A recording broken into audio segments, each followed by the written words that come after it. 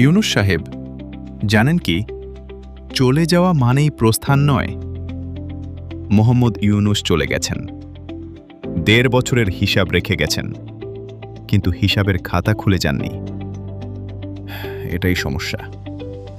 একটা সরকার বিদায় নেয়, নতুন সরকার আসে, আর পুরনো সরকারের করা ক্ষতির ভার চলে যায় জনগণের কাঁধে, চুপচাপ, কোনো জবাবদিহি ছাড়াই।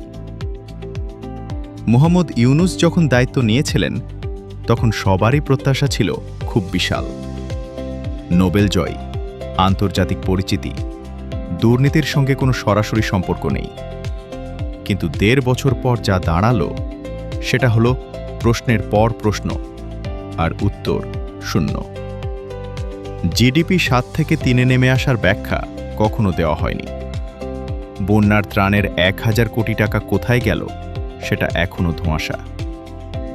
পাঠ্যপুস্তকের বাড়তি ৭০০ কোটি টাকার হিসাব চাওয়া হয়েছে, কিন্তু পাওয়া যায়নি। ৩.৫ লাখ কোটি টাকার বাড়তি ঋণ নেওয়া হয়েছে, কোন শর্তে, কার কাছ থেকে, কিভাবে শোধ হবে, এসব প্রশ্নের সামনে সরকার পুরো সময়টাই কার্যত নীরব ছিল। গার্মেন্টস সেক্টরের কথা বলতে গেলে বুকটা ভারী হয়ে যায়।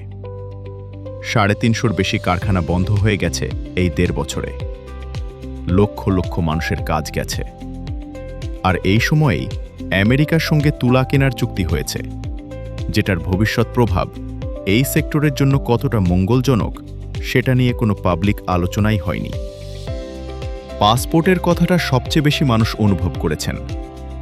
যারা পড়াশোনার জন্য বা কাজের জন্য বাইরে বাইরে যেতে চেয়েছেন, তারা টের পেয়েছেন কোথায় এসে দাঁড়িয়ে আছে বাংলাদেশি পাসপোর্টের মর্যাদা। ইউনুস কম কথা বলতেন, এটাকে তার সমর্থকরা পরিশীলনের লক্ষণ বলতেন। হয়তো তাই, কিন্তু রাষ্ট্রপ্রধানের নীরবতা যখন জবাবদিহিতা এড়ানোর ঢাল হয়ে ওঠে, তখন সেটা আর পরিশীলন থাকে না। এখন তারেক রহমান প্রধানমন্ত্রী। বিএনপি এবং তার মিত্ররা ২১২টি আসন পেয়েছে, রাষ্ট্র ক্ষমতায় এসেছে প্রায় ২ দশক পর। এই সরকারের কাছে জনগণের প্রথম দাবিটা হওয়া উচিত একটাই: ইউনুস সরকারের ১.৫ বছরের হিসাব নেওয়া হোক।